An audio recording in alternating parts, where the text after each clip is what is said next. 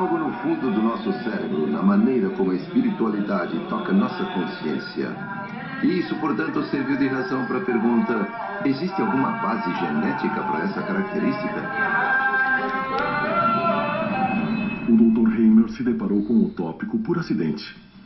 Eu estava estudando o papel dos genes em outros traços de personalidade na orientação sexual, os quais são conhecidos por terem um componente biológico. Aconteceu de eu estar usando um questionário de personalidade que incluía um item chamado autotranscendência. O Dr. Hamer define o termo autotranscendência como a inclinação de ver um mundo maior e mais amplo do que o visível. Um mundo de espiritualidade além do reino físico do dia a dia.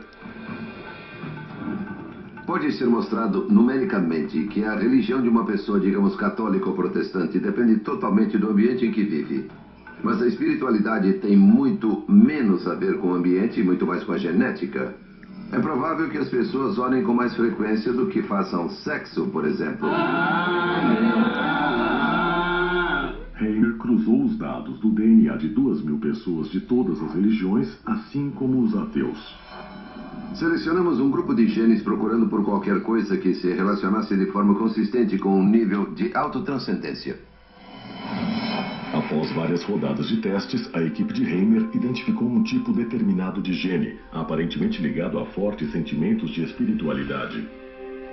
Esse gene, por acaso, foi chamado de VMAT2, que significa transportador de monoamina vesicular. Só para simplificar, nós o chamamos de gene de Deus. Acreditamos que ele tem algo a ver com a capacidade ou suscetibilidade das pessoas de acreditar em conceitos como Deus. Seria isso a evidência de que Deus está constituído em nosso código genético?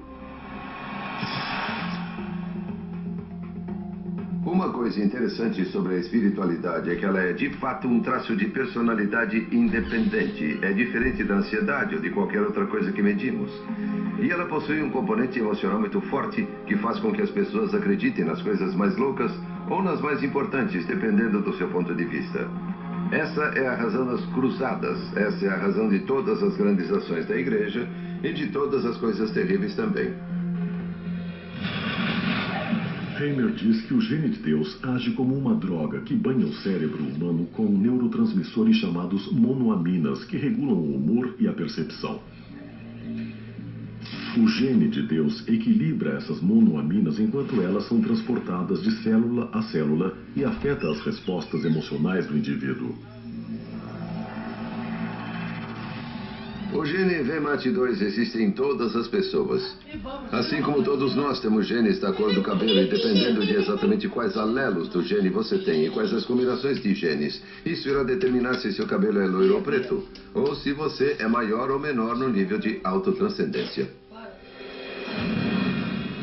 Quanto mais forte for o alelo ou a versão do gene que a pessoa tiver, mais provável será que ela sinta a presença de Deus. Durante sua pesquisa, a equipe de Hamer detectou outro fenômeno.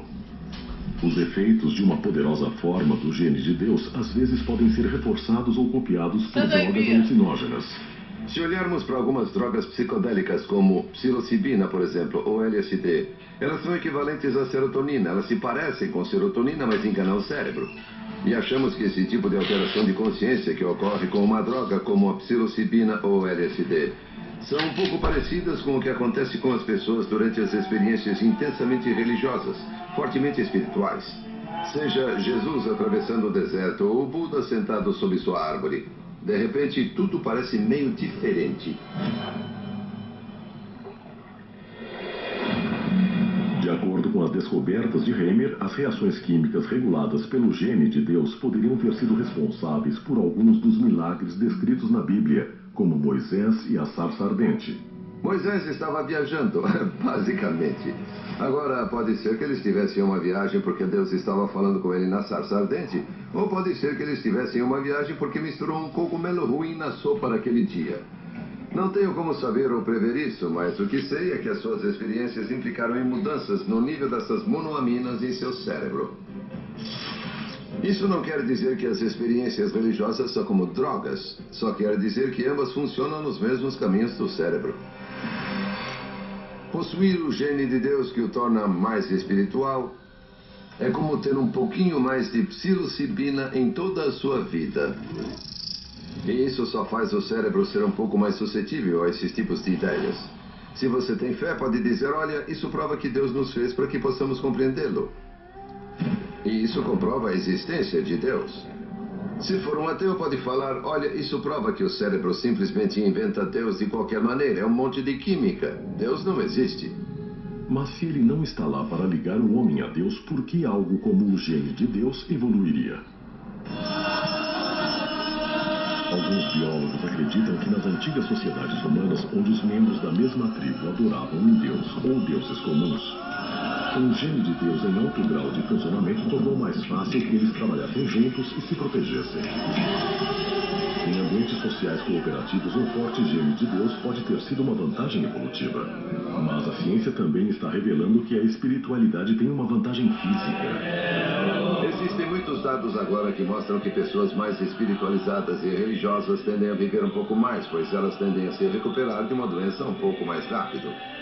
Acho que há muitas possibilidades de como esse tipo de gene conseguiu se manter na mistura e sobreviver à evolução recente. A causa desse benefício ainda está para ser determinada, mas o efeito é uma área onde a ciência e a fé estão trabalhando juntas para buscar avanços. É um relacionamento que Heimer observa de perto.